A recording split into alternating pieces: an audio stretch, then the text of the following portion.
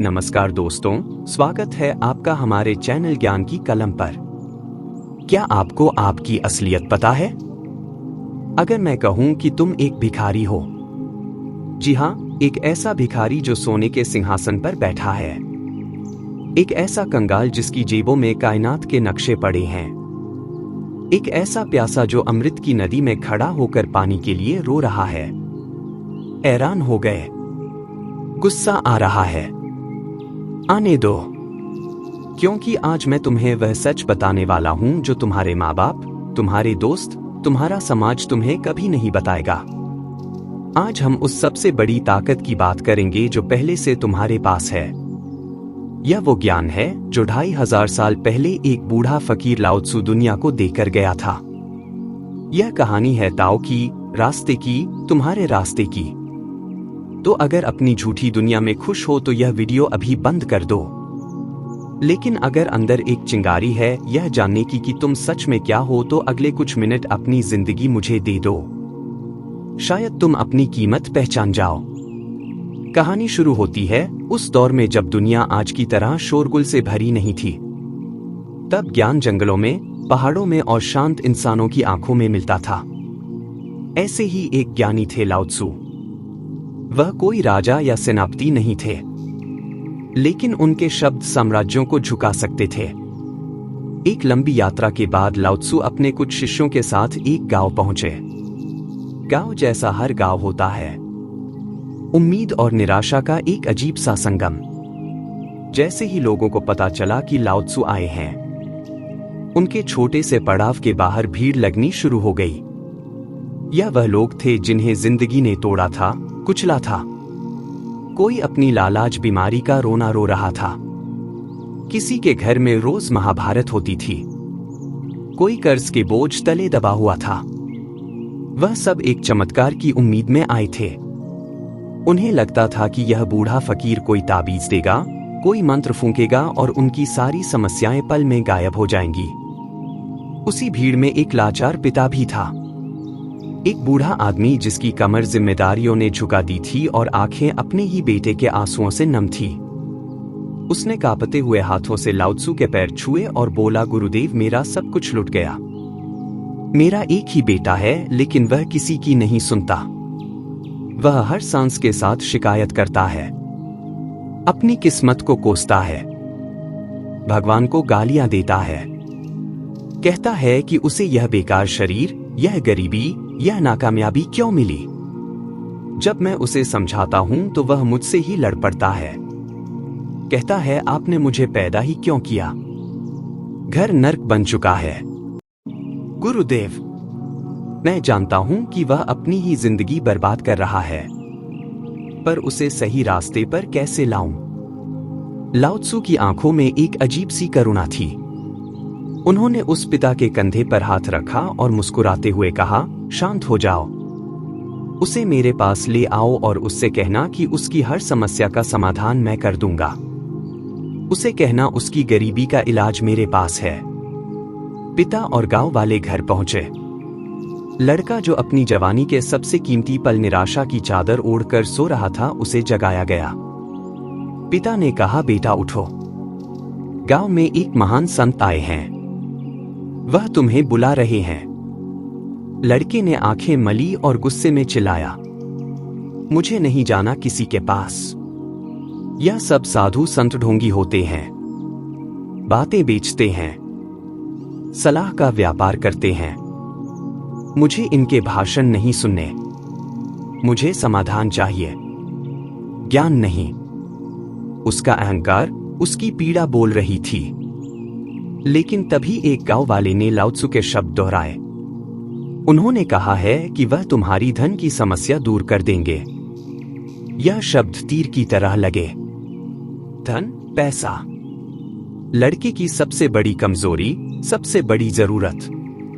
उसके चेहरे का भाव बदला। नफरत की जगह एक छोटी सी उम्मीद ने ले ली। वह अनमने मन से घिसटते हुए कदमों से लाओ त्सु के पास जाने के लिए तैयार हो गया। उसके मन में यही चल रहा था कि देखता हूं यह बूढ़ा क्या कर सकता है। शायद कोई अमीर सेठ से मिलवा दे, कोई खजाने का पता बता दे। लाओत्सु के सामने पहुंचकर वह अकड़कर खड़ा हो गया। उसकी आंखों में सम्मान नहीं, चुनौती थी। उसने तिरछी नजर से देखते हुए कहा, तो आप हैं वह जो मेरी समस्याएं दूर करेंगे। क्यों बुलाया है मुझे? देखिए, अगर आप चाहते हैं कि मैं भगवान को कोसना छोड़ दूं, अपनी किस्मत को रोना बंद कर दूं, तो मैं ऐसा कभी नहीं करूंगा। क्यों ना कोसूं? उस भगवान ने मुझे दिया ही क्या है? यह कमजोर सा शरीर जो हर दूसरे दिन बीमार पड़ जाता है। यह खाली जेबें जिन्हें भरने के लिए कोई रास्ता नहीं दिखता। अगर आप मेरी गरीबी मिटा सकते हैं तो कहिए, वरना मेरा और अपना दोनों का समय बर्बाद मत कीजिए। आज का युवा, शायद तुम भी कहीं ना कहीं इस लड़के में खुद को देख पा रहे होंगे। वही गुस्सा, वही फ्रस्ट्रेशन, वही शिकायतें। मेरे पास अच्छे रिसोर्स नहीं है, मेरे माँ बाप सपोर्टिव नहीं है, सिस्टम खराब है, किस्मत खराब है। यह तुम्हारी कहानी है। ध्यान से सुनना। लाओत्सु ने उसकी कड़वी बातें ऐसे सुनी जैसे कोई शांत समुद्र तूफान को अपने अंदर समा लेता है। कोई गुस्सा नहीं, कोई प्रतिक्रिया नहीं।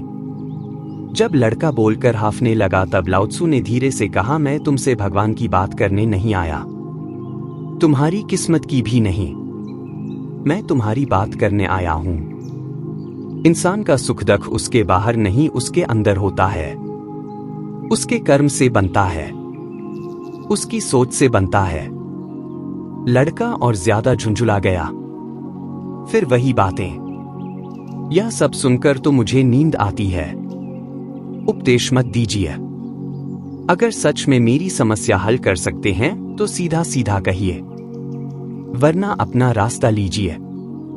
लाओत्सु कुछ पल मौन में चले गए। हवा में एक अजीब सी शांति छा गई। फिर उन्होंने अपनी आंखें खोली और एक ऐसी बात कही जिसने वहां मौजूद हर इंसान को कंपा दिया। वो बोले, मैं एक राजा को जानता हूं। वो तुम्हें इतना धन दे सकता है कि तुम्हारी 7 पुश्तें बैठकर खाएंगी।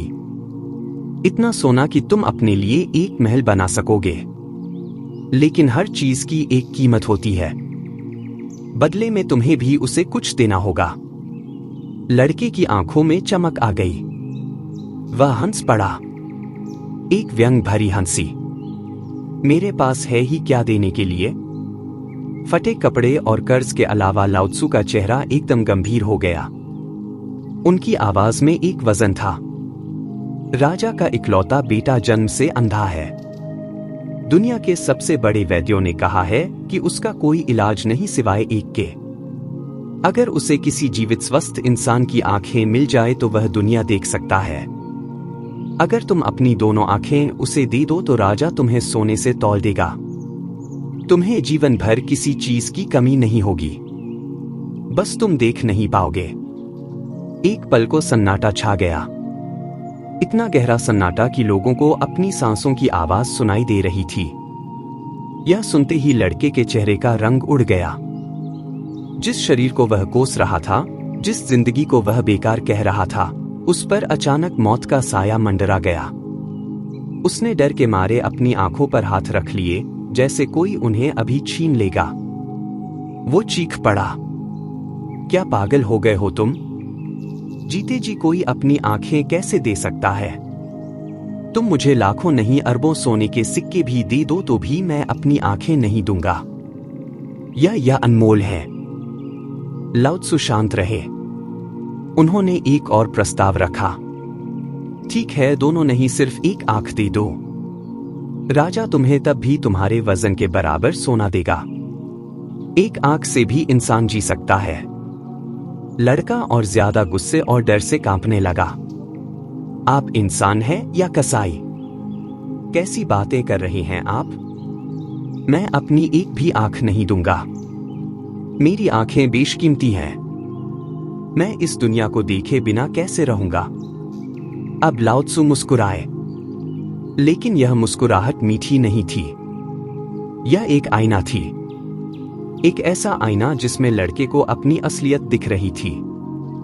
लाओत्सु ने कहा, अजीब बात है, अभी कुछ देर पहले तुम अपने इस शरीर को बेकार बोझ और एक सजा कह रहे थे, और अब तुम कह रहे हो कि तुम्हारी आंखें अनमोल हैं, बेशकीमती हैं। बेटा, आंख तो इस शरीर का एक छोटा सा, बहुत छोटा सा हिस्सा है।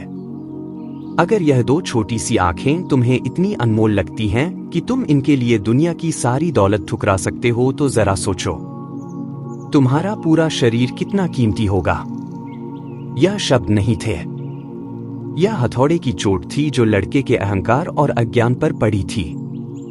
लाओ त्सु आगे बोले, और अगर यह शरीर अनमोल है तो सोचो तुम्हारे वह हाथ जो कुछ भी बना सकते हैं, उनकी क्या कीमत होगी। तुम्हारे वह पैर जो तुम्हें कहीं भी ले जा सकते हैं, उनकी क्या कीमत होगी। और तुम्हारा वह दिमाग जो सोच सकता है, सपने देख सकता है, ब्रह्मांड के रहस्य समझ सकता है, उसकी क्या कीमत होगी। जो सांस बिना रुके तुम्हारे अंदर चल रही है, तुम्हें जिंदा रख रही है, वह कितनी कीमती होगी। यह सुनकर लड़के की अकड़ टूट गई, उसकी आंखों से आंसू बहने लगे। वो लाओ त्सु के पैरों में गिर पड़ा और एक बच्चे की तरह रोने लगा। गुरुदेव, मुझे माफ कर दीजिए, मैंने कभी सोचा ही नहीं। मैंने अपनी जिंदगी को, अपने शरीर को हमेशा कोसा। हताशा में भगवान को, अपनी किस्मत को गाली दी। मैंने कभी नहीं सोचा कि मैं कितनी बड़ी दौलत लेकर बैठा हूं। मैं तो सच में सोने के सिंहासन पर बैठा भिखारी हूं। लाओ त्सु ने उसे उठाया, उसकी पीठ थपथपाई और कहा, मनुष्य का जन्म सबसे अनमोल है, इसलिए नहीं कि वह सबसे ताकतवर है। शेर ज्यादा ताकतवर है, चील ज्यादा तेज है। मनुष्य का जन्म इसलिए अनमोल है क्योंकि सिर्फ मनुष्य के पास चुनाव करने की आजादी है। सही और गलत का चुनाव, बनाने और बिगाड़ने का चुनाव। यह स्वतंत्रता किसी और जीव के पास नहीं है। तुम्हारे शब्द, तुम्हारे विचार, तुम्हारी इंद्रियां, यह सब एक खजाना है। इन्हें कड़वाहट और शिकायत में बर्बाद मत करो।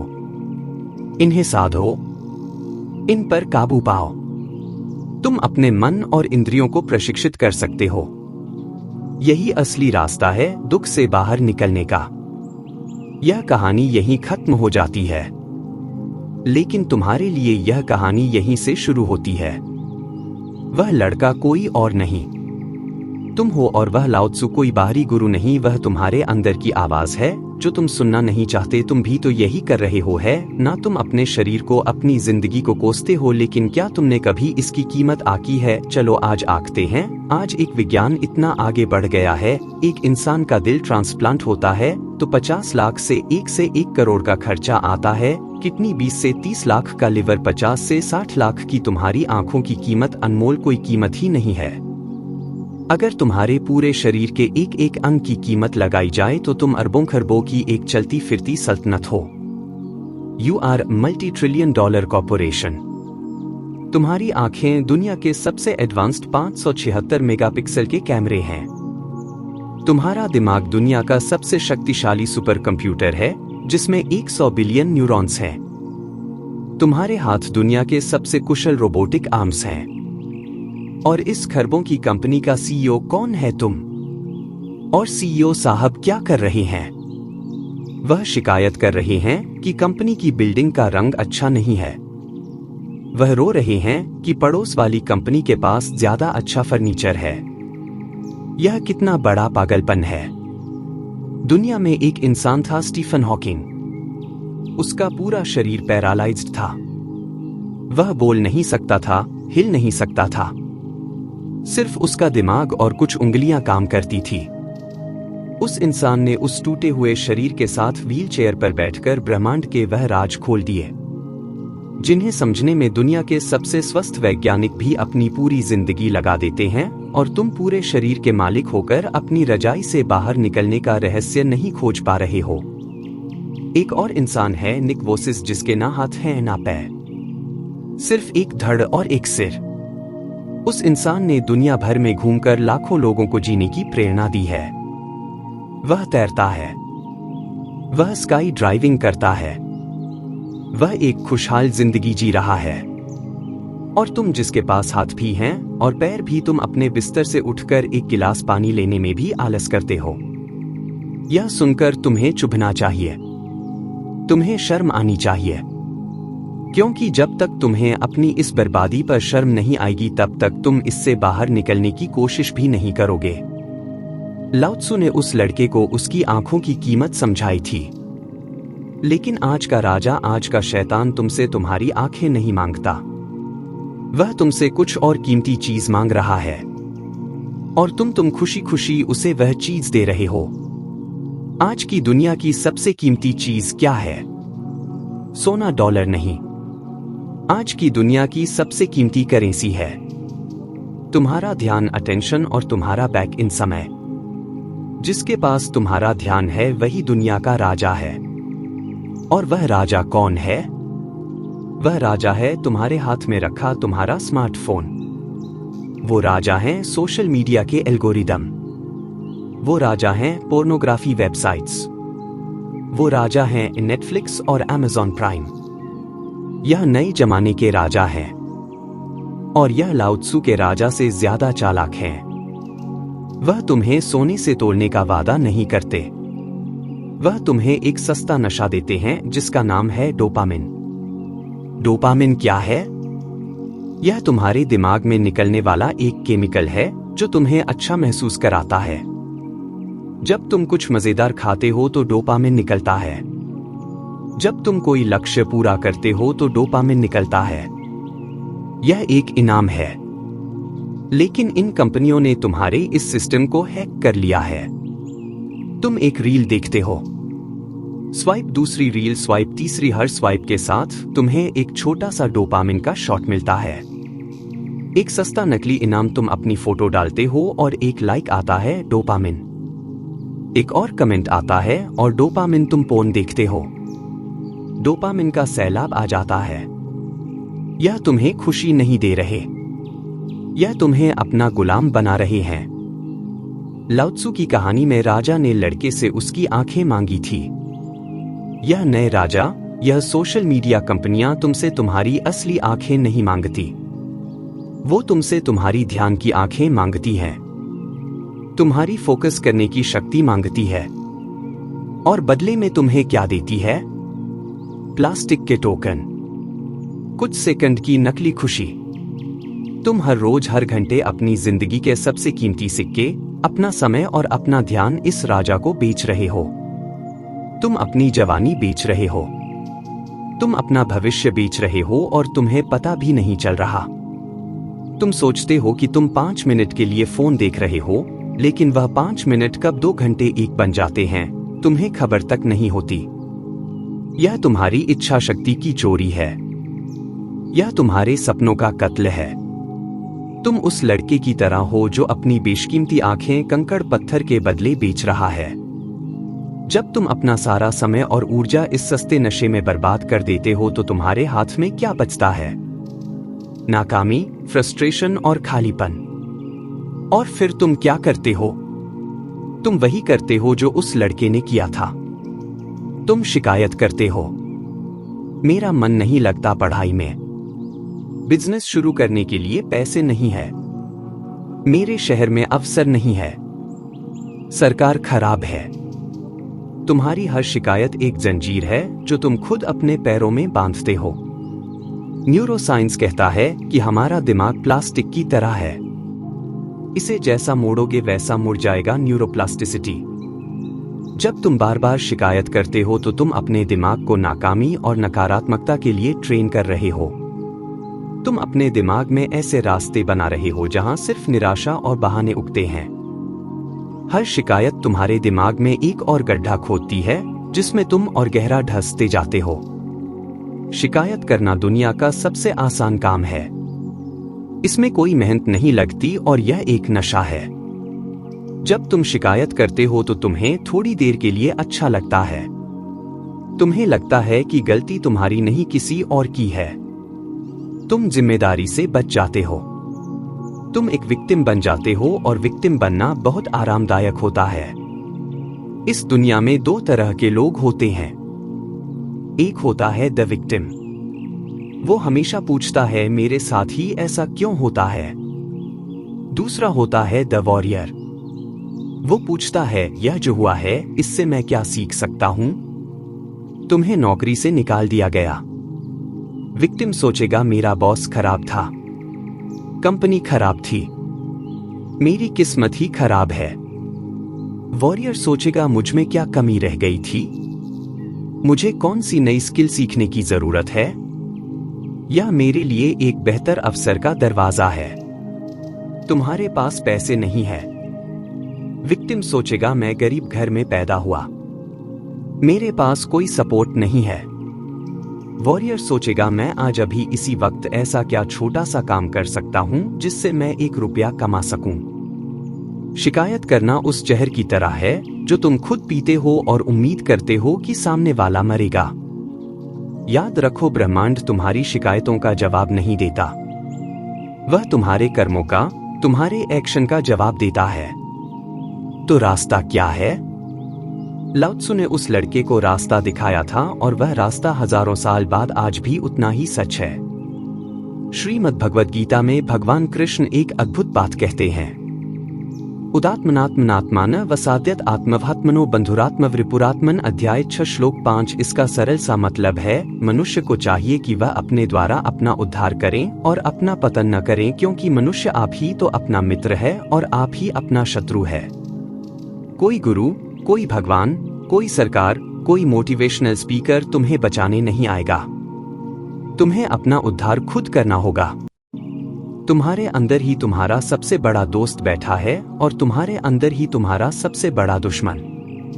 जब तुम शिकायत करते हो, आलस करते हो, अपना समय बर्बाद करते हो तो तुम अपने दुश्मन को ताकत दे रहे हो। जब तुम कर्म करते हो, अनुशासन में रहते हो, कुछ नया सीखते हो तो तुम अपने दोस्त को ताकत दे रहे हो। चुनाव तुम्हारा है। भारत के उपनिषदों का एक महावाक्य है, अहम ब्रह्मास्मि। लोग इसका गलत मतलब निकालते हैं कि मैं भगवान हूं। नहीं, इसका गहरा मतलब है, the creative force of the universe resides within me. ब्रह्मांड की रचनात्मक शक्ति मेरे भीतर है। जिस शक्ति ने यह सूरज, चांद, सितारे बनाए, उसी शक्ति का एक अंश तुम्हारे अंदर है। तुम कोई साधारण जीव नहीं हो, तुम अनंत संभावनाओं का स्रोत हो। तुम वह बीज हो जिसके अंदर एक पूरा जंगल छिपा है, लेकिन बीज को जंगल बनने के लिए मेहनत करनी पड़ती है। उसे जमीन का सीना चीरकर बाहर आना पड़ता है, उसे तूफान और धूप का सामना करना पड़ता है। तो यह होगा कैसे? लाओ त्सु ने कहा था, इन्हें साधो, इन पर काबू पाओ। किन्हें? अपनी इंद्रियों को, अपने मन को। यह कोई रॉकेट साइंस नहीं है। इसके लिए 3 चीजें चाहिए। नंबर 1, इंद्रिय संयम, मास्टरी ऑफ द सेंसेस। इसका मतलब अपनी इच्छाओं को मारना नहीं है। इसका मतलब है अपनी इच्छाओं का मालिक बनना, उनका गुलाम नहीं। तुम फोन चलाना चाहते हो, चलाओ, लेकिन तुम तय करो कि कब और कितना चलाना है। ऐसा नहीं होना चाहिए कि फोन तुम्हें चलाए। इसे करने का सबसे शक्तिशाली तरीका है ध्यान। ध्यान कोई पूजा पाठ नहीं है, यह तुम्हारे दिमाग की जिम है। जैसे तुम शरीर बनाने के लिए जिम जाते हो, वैसे ही अपने फोकस और विल पावर को बढ़ाने के लिए ध्यान किया जाता है। रोज सुबह सिर्फ 10 मिनट, बस 10 मिनट आंख बंद करके अपनी आती जाती सांसों को देखो। शुरू में हजारों विचार आएंगे, मन भागेगा, लेकिन तुम्हें बस वापस अपनी सांस पर लौटना है। हर बार जब तुम अपने भागते हुए मन को पकड़कर वापस अपनी सांस पर लाते हो, तुम अपने अंदर के वॉरियर को मजबूत कर रहे हो। तुम उस राजा से, उस डिस्ट्रैक्शन से अपना ध्यान वापस छीन रहे हो। यह तुम्हारे दिमाग को रिवायर कर देगा। नंबर 2, शब्द Brahma, the power of words. तुम खुद से क्या बातें करते हो? मैं लूजर हूं, मुझसे नहीं होगा, मेरी किस्मत खराब है। तुम्हारे शब्द तुम्हारी दुनिया बनाते हैं। तुम जैसा खुद के बारे में बोलते हो, तुम वैसे ही बन जाते हो।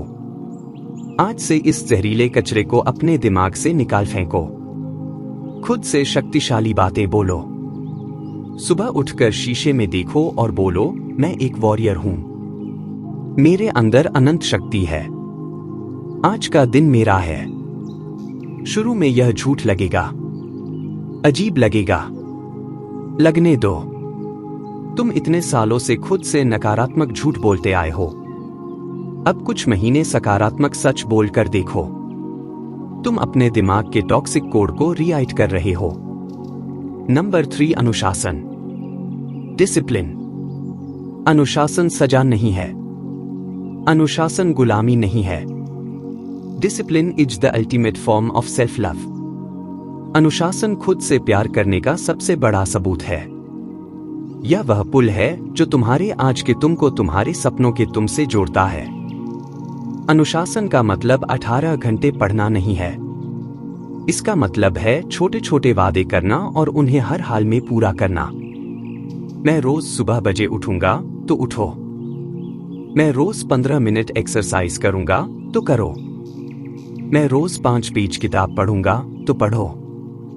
जब तुम यह छोटे छोटे वादे पूरे करते हो तो तुम अपने दिमाग को एक सिग्नल भेजते हो, my word has power, I am in command.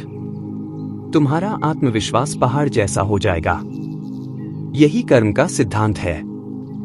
लाओ त्सु की वह कहानी उस लड़के की नहीं थी, वह तुम्हारी कहानी है। वो राजा आज भी मौजूद है। वो तुम्हारी आंखें नहीं मांग रहा। वो तुम्हारा समय, तुम्हारा ध्यान, तुम्हारी जवानी, तुम्हारी क्षमता मांग रहा है और तुम उसे दे रहे हो।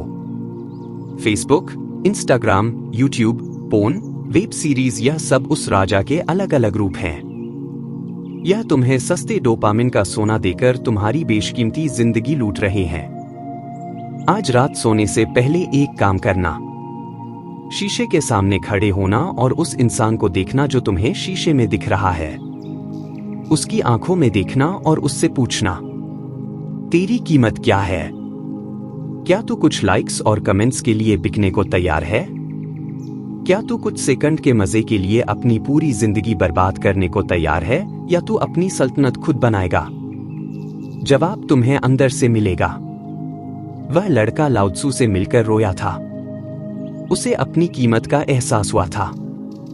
मैं उम्मीद करता हूं कि आज तुम्हें भी अपनी कीमत का एहसास हुआ होगा। तुम कोई टूटी हुई बेकार चीज नहीं हो। तुम एक चमत्कार हो, एक संभावना हो। तुम्हारे अंदर जो सोया हुआ शेर है उसे जगाने का वक्त आ गया है। सबसे बड़ी ताकत कहीं बाहर नहीं है। वह लोन में, किसी डिग्री में या किसी दूसरे देश में नहीं है।